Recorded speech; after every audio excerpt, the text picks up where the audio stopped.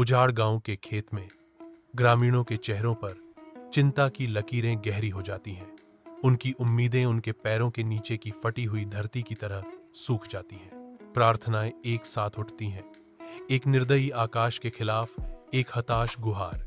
जैसे सूखे की क्रूर पकड़ के गवाह सूखे खेत हैं। बाबा जी के प्रवेश के साथ ही परेशान भीड़ पर शांति की लहर छा जाती है।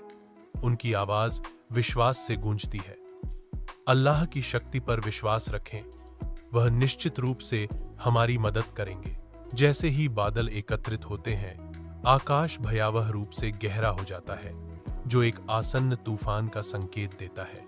बिजली चमकती है, क्योंकि ग्रामीण लंबे समय से प्रतीक्षित बारिश की प्रतीक्षा कर रहे हैं। खुशी से चिल्लाते हुए ग्रामीण मूसलाधार बारिश में आनंद लेते हैं, प्रकृति के उपहार का जश्न मनाते हैं। बारिश के बाद गांव का मैदान हरा भरा है, पुनर्जन्म हुआ है, नए जीवन से भरपूर। ग्रामीण अपनी कृतज्ञता व्यक्त करते हैं। धन्यवाद बाबा जी। बाबा जी उन्हें दिलासा देते हैं, देखो, अल्लाह की ताकत हमेशा हमारे साथ है, हमें कभी भी उम्मीद नहीं छोड़नी चाहिए।